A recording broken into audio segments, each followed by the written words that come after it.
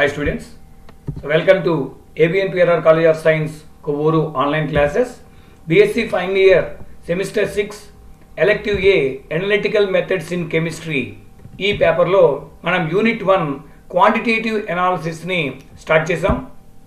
ఈ quantitative అనాలిసిస్లో volumetric analysis అనేటువంటి పార్ట్లో మనం ఈరోజు ప్రెసిపిటేషన్ టైట్రేషన్స్ గురించి నేర్చుకుందాం. సో మనకి ఈ వాల్యూమెట్రిక్ అనాలిసిస్నే టైట్రిమెట్రీ అని చెప్పేసి అంటామని, అట్లాగే ఈ టైట్రిమెట్రీలో 4 టైప్స్ ఆఫ్ టైట్రేషన్స్ గురించి మనం నేర్చుకుంటున్నాం. Acid base titrations, redox titrations, precipitation titrations and complexometric titrations, ఇలాగ 4 రకాలుగా ఉంటాయి.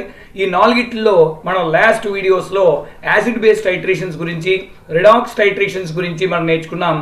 ఈ వీడియోలో మనం ప్రెసిపిటేషన్ టైట్రేషన్స్ గురించి నేర్చుకుందాం. సో ఇందులో ఈ టాపిక్స్ ఏంటి, ఈ వీడియోలో మనం నేర్చుకునే టాపిక్స్ ఏంటి అని ఒకసారి చూస్తే, ఇంట్రడక్షన్ టు ప్రెసిపిటేషన్ టైట్రేషన్స్, అట్లాగే indicators used in precipitation titrations, and the final one conditions for efficient precipitation titrations.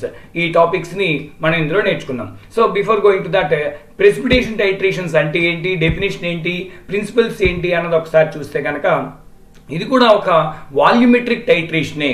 అంటే ఇందులో టైట్రెంట్, టైట్రేట్ రెండు ఎగ్జిస్ట్ అయి ఉంటాయి.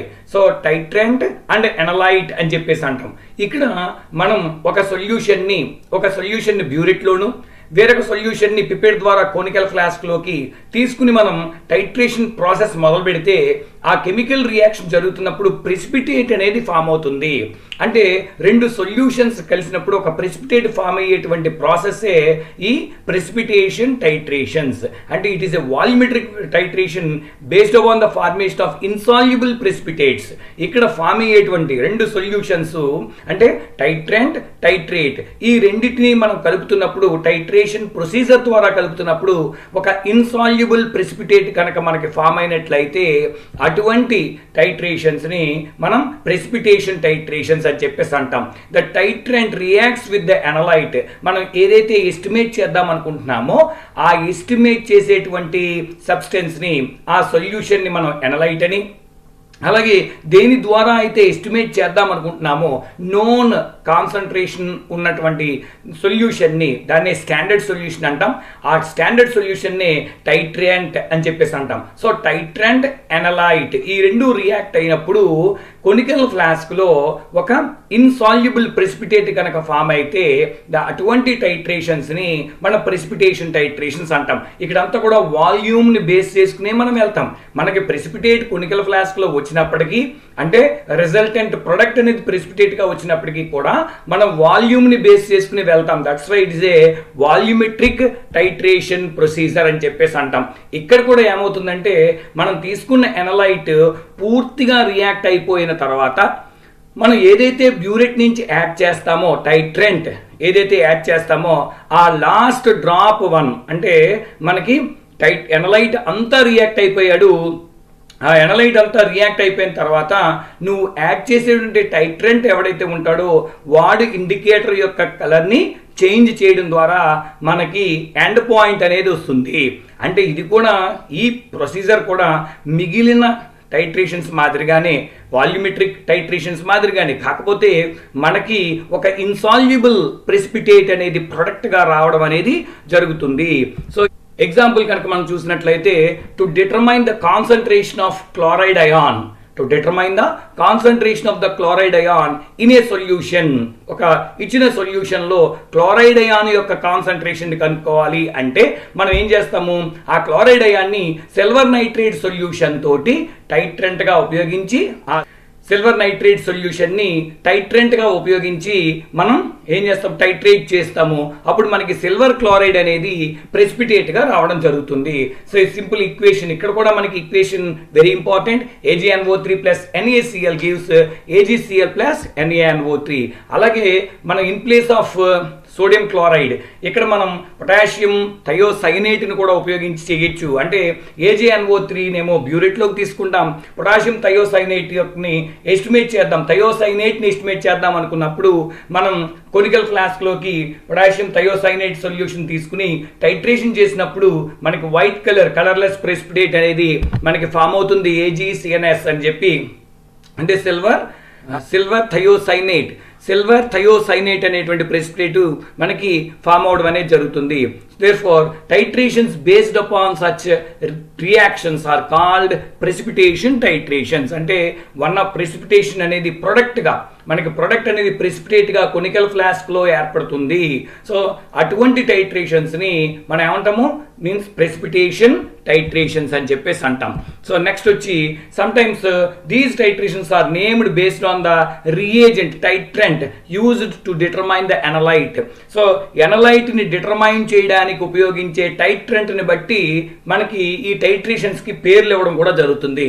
అంటే సే ఫర్ ఎగ్జాంపుల్ ఇందాక లాస్ట్ స్లైడ్ లో చూసినట్టుగా మనం క్లోరైడ్ అయాన్ని ఎస్టిమేట్ చేయడానికి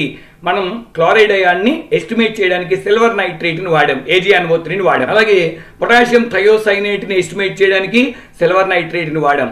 అంటే సిల్వర్ నైట్రేట్ని ఉపయోగించి మనం ఏం చేస్తున్నాము, సో క్లోరైడ్, బ్రోమైడ్, అయోడైడ్ లేదా థయోసైనేట్ వీటన్నిటిని కూడా ఎస్టిమేట్ చేస్తున్నాం. సో అటువంటి రియాక్షన్స్ ఏమంటామంటే అర్జెంటోమెట్రిక్ టైట్రేషన్స్ అంటాం. ఎందుకని ఇక్కడ సిల్వర్ని ఉపయోగించుకుని వెళ్తున్నాం. అంటే నువ్వు ఒక్కసారి మనం ఈక్వేషన్ గమనిస్తే లాస్ట్ స్లైడ్లో that is AgNO3 plus NaCl gives AgCl. అట్లాగే AgNO3 plus KCNS gives AgCNS అనేది ఫామ్ అవుతుంది. అంటే ఇక్కడ సిల్వర్ని ఉపయోగించుకుని మనం సిల్వర్ నైట్రేట్ని ఉపయోగించుకుని టైట్రేషన్ చేస్తున్నాం కాబట్టి ఇటువంటి టైట్రేషన్స్ అర్జెంటోమెట్రిక్ టైట్రేషన్స్ అని చెప్పేసి అంటాం. సిల్వర్ నైట్రేట్ని టైట్రెంట్గా ఉపయోగించి చేస్తున్నాం కాబట్టి అర్జెంటోమెట్రిక్ టైట్రేషన్స్ అని చెప్పేసి అంటాం. ఎందుకని సిల్వర్ని లాటిన్ ఏమంటాం, అర్జెంటమ్ అని చెప్పేసి అంటాం. ఇక్కడ అర్జెంటమ్ అంటే షైనీ వైట్ అనేటువంటి మీనింగ్ అన్నమాట. So argentometry can be utilized for the determination of anions. ముఖ్యంగా ఈ అర్జెంటోమెట్రిక్ టైట్రేషన్స్ ని chloride, bromide, iodide, cyanide, thiocyanate, phosphate, arsenate ఇలాంటి అయాన్స్ని మనం ఎస్టిమేట్ చేయడానికి మనం డైరెక్ట్గా సిల్వర్ని ఉపయోగించి ఎస్టిమేట్ చేయడానికి సిల్వర్ నైట్రేట్ సొల్యూషన్ని ఉపయోగించి ఎస్టిమేట్ చేసేటువంటి విధానం. కాబట్టి ఈ అర్జెంటోమెట్రిక్ టైట్రేషన్స్ ఉపయోగించి ఈ అయాన్స్ని ఎస్టిమేట్ చేయడం అనేది జరుగుతుంది. ఒక్కొక్కసారి ఏమవుతుందంటే మనం సిల్వర్ని కూడా ఎస్టిమేట్ చేయొచ్చు. అంటే ఇదే రివర్స్లో మనం సిల్వర్ని కూడా మనం ఎస్టిమేట్ చేయడం అనేది జరుగుతుంది అనమాట. సో ఇండికేటర్స్, ఏమేమి ఇండికేటర్స్ వాడతాము ఈ ప్రెసిపిటేషన్ టైట్రేషన్స్ లో వాడేటువంటి ఇండికేటర్స్ ఏంటి అని చూస్తే first one is ferric alum.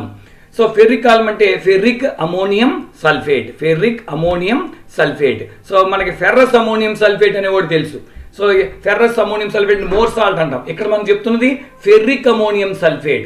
So ఈ ఫెర్రిక్ అమోనియం సల్ఫేట్ ని ఎక్కువగా దేంట్లో వాడతాము మనం అంటే silver nitrate. It is used in silver nitrate with ammonium or potassium thiocyanates titrations. అలాగే క్లోరైడ్ ని, బ్రోమైడ్ ని, మీన్స్ అయోడైడ్ ని ఎస్టిమేట్ చేసేటప్పుడు కూడా వీటిని యూజ్ చేయడం అనేది జరుగుతూ ఉంటుంది. దానికి బెస్ట్ మెథడ్ ఏంటంటే వల్హర్డ్స్ మెథడ్ అని చెప్పేసి అంటాం, వల్హర్డ్స్ మెథడ్. అలాగే మోడిఫైడ్ వల్హర్డ్స్ మెథడ్ కూడా ఉంది. ఇక్కడ మెయిన్గా ఈ రియేజెంట్ ఫెర్రిక్ ఆలంని ఎక్కడ ఉపయోగిస్తారు అన్నదానికి మనం వల్హర్డ్స్ మెథడ్ని ఎగ్జాంపుల్గా తీసుకున్నాం. ఇది బ్యాక్ టైట్రేషన్ మెథడ్. ఏంటి బ్యాక్ టైట్రేషన్ మెథడ్ అంటే ఇప్పుడు సోడియం క్లోరైడ్ ఉన్నాడు, ఇక్కడ ఈ క్లోరైడ్ని ఎస్టిమేట్ చేద్దాం అనుకుంటాం. క్లోరైడ్ని ఎస్టిమేట్ చేద్దాం అనుకున్నప్పుడు ఏం చేస్తామంటే తగినంత అంటే సిల్వర్ నైట్రేట్ని ఎక్సెస్ కలిపేస్తాం మనం. సో ఎక్సెస్ ఆఫ్ సిల్వర్ నైట్రేట్ని ఏం చేస్తామంటే ఈ సోడియం క్లోరైడ్ సొల్యూషన్ కలిపేస్తాం.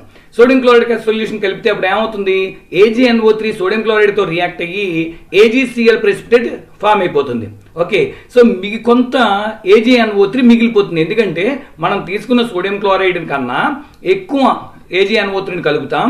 సో ఎంత సోడియం క్లోరైడ్ ఉందో అంత సోడియం క్లోరైడ్ AgNO3తో రియాక్ట్ అయిపోయి దెన్ ఇక్కడ అన్రియాక్టెడ్ AgNO3 మిగిలిపోతుంది. సో ఇప్పుడు ఈ అన్రియాక్టెడ్ AgNO3ని ఏం చేస్తామంటే అమోనియం థయోసైనైడ్తో కానీ లేదా పొటాషియం థయోసైనైడ్తో కానీ మనం టైట్రేషన్ చేస్తాం ఇన్ యాసిడ్ మీడియం. అప్పుడు సిల్వర్ థయోసైనైడ్ వైట్ ప్రెసిపిటేట్ వచ్చేస్తాడు. అయితే ఇక్కడ మనం వాడే ఇండికేటర్ ఏంటి అని చూస్తే సో దిస్ ఈజ్ ఫెర్రిక్ ఆలంని మనం ఇండికేటర్గా వాడతాం. ఇక్కడ జరిగే టైట్రేషన్ ఏంటి, AgNO3 కొనికల్ క్లాస్లో ఉంటాడు, ఎక్సెస్ అనమాట, అంటే అన్రియాక్టెడ్ అనమాట. సో అన్రియాక్టెడ్ AgNO3 ఉండిపోతాడు. సో వీడిని మనం బ్యూరెట్లో ammonium thiocyanate, this is standard solution. So ఈ స్టాండర్డ్ సొల్యూషన్ ఉపయోగించి మనం టైట్రేషన్ చేస్తూ ఉంటాం యాసిడ్ మీడియంలో. టైట్రేషన్ చేస్తే మొత్తం ఈ AgNO3 అంతా అమోనియం థయోసైనైడ్తో రియాక్ట్ అయిపోతుంది. సో లాస్ట్ డ్రాప్ ఏం చేస్తాము అంటే సైనైడ్ వేయగానే, అమోనియం సైనైడ్ ఒక్క డ్రాప్ వేయగానే ఈ ఫెర్రిక్ ఆలంలో ఉన్న Fe+3 రియాక్ట్ అయ్యి రెడ్డిష్ ఎల్లో ప్రెసిపిటేట్ని ఇచ్చేస్తాడు. Therefore this is called end point. So ఇలా మనం బ్యాక్ టైట్రేషన్ మెథడ్తో అంటే ఒలహర్డ్ మెథడ్లో ఈ ఒలహర్డ్స్ మెథడ్లో మనం ఈ ఫెర్రిక్ ఆలంని ఉపయోగించడం అనేది జరుగుతుంది. దేర్ఫోర్ ఇది precipitation titration, this is a precipitation titration. So ఈ ప్రెసిపిటేషన్ టైట్రేషన్లో మనం ఫెర్రిక్ ఆలంని ఉపయోగించడం అనేది జరుగుతుంది. అలాగే రెండోది చూస్తే సెకండ్ వన్ వచ్చి పొటాషియం క్రోమేట్. సో పొటాషియం క్రోమేట్ని మనం ఈ ప్రెసిపిటేషన్ టైట్రేషన్స్లో వాడుతూ ఉంటాం. సో సపోజ్ దానికి ఎగ్జాంపుల్ ఏంటంటే మోర్స్ మెథడ్ అనమాట. సో ఇక్కడ క్లోరైడ్ అయాన్ యొక్క కాన్సన్ట్రేషన్ ఎస్టిమేట్ చేద్దాం అనుకుంటాం. సో క్లోరైడ్ అయాన్ యొక్క కాన్సన్ట్రేషన్ ఎస్టిమేట్ చేద్దాం అనుకుంటే ఎవరితోటి AgNO3ని ఉపయోగించి, అప్పుడు సిల్వర్ నైట్రేట్ సొల్యూషన్ ఏం చేస్తాం, బ్యూరేట్ నుంచి స్లోగా యాడ్ చేసుకుంటూ వస్తాం. అప్పుడు ఎవరు ఫామ్ అవుతారు, మనకి silver chloride white precipitate form అవుతుంది. ఇప్పుడు మొత్తం క్లోరైడ్ అంతా కన్జ్యూమ్ అయిపోయింది అనుకుందాం. అప్పుడు last drop of Ag plus క్రోమేట్తో రియాక్ట్ అవుతాడు, క్రోమేట్ అయాన్తో రియాక్ట్ అవుతాడు. వీడిని వాడాం కదా, ఇండికేటర్గా యూజ్ చేసాం. దేర్ఫోర్ ఏం ఫామ్ అయింది, మనకి red brown precipitate of silver chromate form అయింది. సో ఇప్పుడు ఈ టైట్రేషన్ కనుక చూస్తే the end point of the titration occurs when all the chloride ions are precipitated, the additional silver ion react with the chromate to form ఏం చెప్తున్నాం మనం, silver chromate red brown precipitate silver chromate అనేది form అవడం అనేది జరుగుతుంది. కాబట్టి potassium క్రోమేట్ని మనం ఎక్కడ యూజ్ చేస్తాం. సో నెక్స్ట్ అట్లాగే ఈ పొటాషియం క్రోమేట్కి సంబంధించి మనం ఇది డైరెక్ట్ మెథడ్గా మనం చెప్తాం. దీన్ని ఎలా ప్రిపేర్ చేయొచ్చు అని కూడా మనం రాసుకోవచ్చు. అంటే 1 గ్రామ్ ఆఫ్ పొటాషియం క్రోమేట్ని 20 ml ఆఫ్ డిస్టిల్ వాటర్లో మనం జనరల్గా ప్రిపేర్ చేస్తూ ఉంటాం ఈ పొటాషియం క్రోమేట్కి సంబంధించి. అలాగే ఈ క్లోరైడ్ అయాన్స్ని, ఈ మెథడ్ మోర్స్ మెథడ్ అన్నాం కదా, ఈ మోర్స్ మెథడ్ అనేది క్లోరైడ్ అయాన్స్ యొక్క కాన్సన్ట్రేషన్ని డిటర్మైన్ చేయడానికి ముఖ్యంగా వాటర్ శాంపిల్స్లో, అంటే సీ వాటర్ కానీ లేదంటే రివర్ వాటర్స్ కానీ స్ట్రీమ్ వాటర్స్ కానీ, ఎందుకంటే సీ వాటర్లో ఆల్కలినిటీ అనేది ఉంటుంది.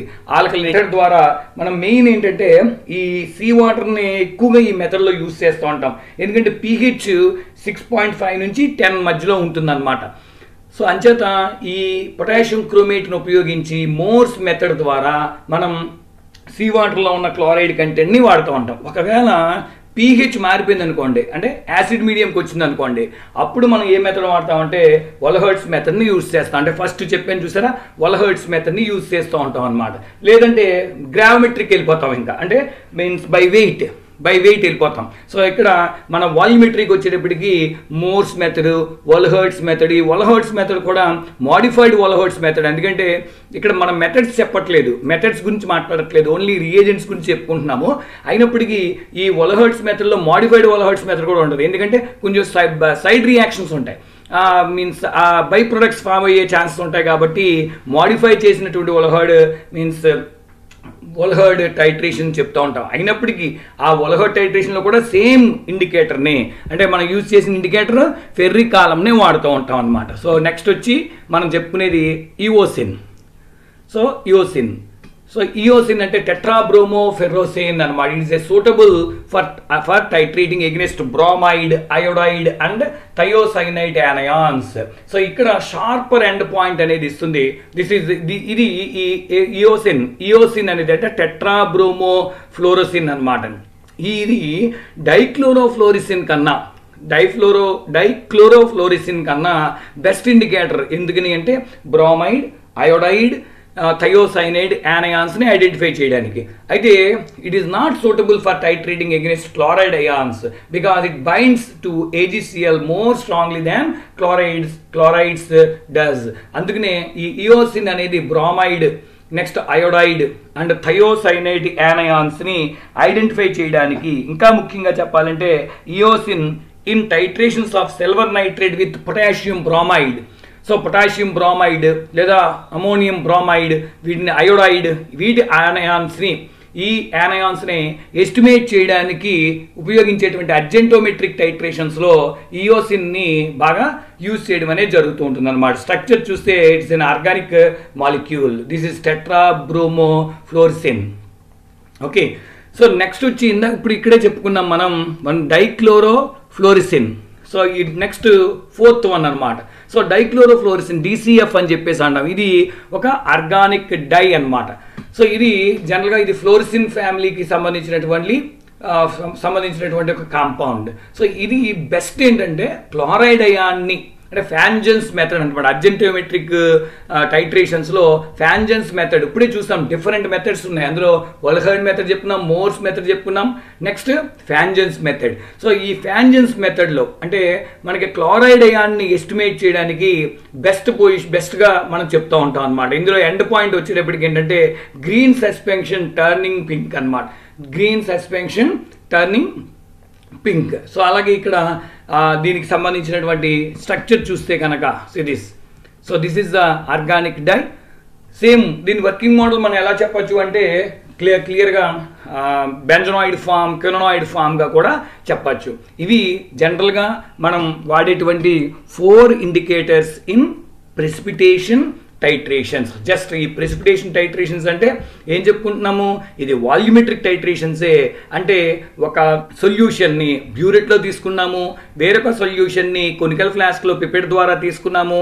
ఈ 2 సొల్యూషన్స్ని మనం కలుపుతున్నప్పుడు ప్రెసిపిటేట్ అంటే ప్రొడక్ట్ ఏదైతే ఉంటుందో ఆ ప్రొడక్ట్ ప్రెసిపిటేట్గా కనుక ఫామ్ అయితే అటువంటి టైట్రేషన్స్ని మనం ప్రెసిపిటేషన్ టైట్రేషన్స్ అన్నాం. అంటే ఈ 2 సొల్యూషన్స్ ఎవరన్నాం మనం, టైట్రెంట్ ఎనలైట్ లేదా టైట్రెంట్ టైట్రేట్ అని చెప్పేసి అన్నాం. నెక్స్ట్ టాపిక్ వచ్చి for efficient precipitation titrations.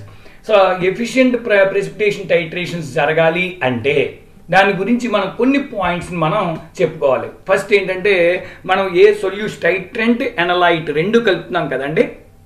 So ఈ రెండింటినీ కలుపుతున్నప్పుడు మనకి ప్రెసిపిటేట్ అనేది క్విక్గా ఫామ్ అవ్వాలి. అంటే మనం కలుపుతూ వెళ్తున్నప్పుడు మనకి ఖచ్చితంగా ప్రెసిపిటేట్ అనేది చాలా క్విక్గా ఫామ్ అవుతూ అనేది జరగాలి. అంటే the substance precipitate must be formed quickly అనేది ఒక ఫస్ట్ పాయింట్ అన్నమాట.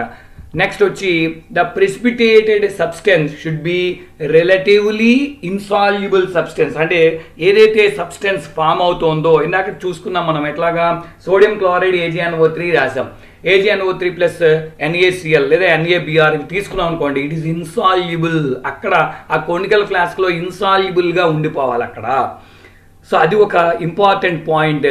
అండ్ ఓన్లీ టు ప్రెసిపిటేట్ మనం ఏదైతే రియేజెంట్ని వాడుతున్నామో అంటే మనం బ్యూరెట్ నుంచి ఏదైతే టైట్రెంట్ అన్నాం, టైట్రెంట్ ఏదైతే వాడుతున్నామో ఆ టైట్రెంట్ తోటే ఈ ఎనలైట్ అనేది అంటే క్లోరైడ్ అనేది మనకి ప్రెసిపిటేట్ని ఇవ్వాలి. అంటే నేను AgNO3ని బ్యూరెట్ నుంచి యాడ్ చేస్తుంటే కొనికల్ ఫ్లాస్క్లో క్లోరైడ్ గడే AgNO3లో ఉన్న Agతో రియాక్ట్ అవ్వాలి. అప్పుడు AgCl అనే ప్రెసిపిటేట్ మాత్రమే ఫామ్ అవ్వాలి. నేను రియేజెంట్ యాడ్ చేస్తున్నప్పుడు నా ఎనలైట్ అంటే ఏ యానయాన్ అయితే నేను ఎస్టిమేట్ చేద్దాం అనుకుంటున్నానో వాడు మాత్రమే ప్రెసిపిటేట్ని ఫామ్ చేయాలి. అది మాత్రమే రియేజెంట్తో ప్రెసిపిటేట్ ఫామ్ చేయాలి. అది స్పెసిఫిక్గా ఉండాలన్నమాట. The precipitated substance should be relatively insoluble substance and should be the only substance to precipitate on adding the reagent or titrant or standard solution. Okay, so from the burette, clear? So now the next వచ్చి a detectable change at the end point should be observable in the reaction. ఎందుకంటే ఇక్కడ మనం చేసేది titration. So ఆ titration పూర్తయింది అని చెప్పగలగాలి. అంటే సర్టెన్ వాల్యూమ్ మనం మామూలుగా తీసుకుంటే ఒక 20 ml ఆఫ్ సోడియం క్లోరైడ్ని కొనికల్ ఫ్లాస్క్లో తీసుకున్నాం. ఓకే, దానికి ఏం చేస్తున్నాం, బ్యూరెట్ ద్వారా AgNO3ని యాడ్ చేస్తున్నాం. సో ఇప్పుడు యాడ్ చేసినప్పుడు దానికి కొనికల్ ఫ్లాస్క్లో ఏం చేస్తావు, ఇండికేటర్ని కలుపుతావు. ఇప్పుడు AgNO3 NaClతో రియాక్ట్ అయ్యి AgCl ఫామ్ అవుతూ ఉంది. నేను తీసుకున్నటువంటి కొనికల్ ఫ్లాస్క్లో తీసుకునే NaClలో ఉన్న Cl మైనస్ మొత్తం అంతా రియాక్ట్ అయిపోయాడు AgNO3 తోటి. అప్పుడు ఏమవుతుంది, excess of 1 drop excess AgNO3 వేస్తే ఇమ్మీడియట్గా నాకు కలర్ చేంజ్ కనిపించాలి. అదే కదా మనకి టైట్రేషన్లో ఎండ్ పాయింట్. మనం ఎలాగే ఈక్విలెన్స్ పాయింట్ కనిపెట్టలేము, ఈక్విలెన్స్ పాయింట్కి దగ్గరగా కనిపెట్టాలి. Even though we get the precipitate, conical ఫ్లాస్క్లో ప్రెసిపిటేట్ వస్తాడు, కానీ మనకి రియాక్షన్ కంప్లీట్ అయ్యింది అన్న విషయాన్ని మనం అబ్జర్వ్ చేయాలి. సో ఎండ్ పాయింట్ని మనం ఖచ్చితంగా అబ్జర్వ్ చేయగలగాలి అన్నది very very important point. So దీంతో మనకి small topic precipitation titrations complete అయినాయి. కాంప్లెక్సోమెట్రిక్ టైట్రేషన్స్ని నెక్స్ట్ వీడియోలో చూద్దాం. Thank you.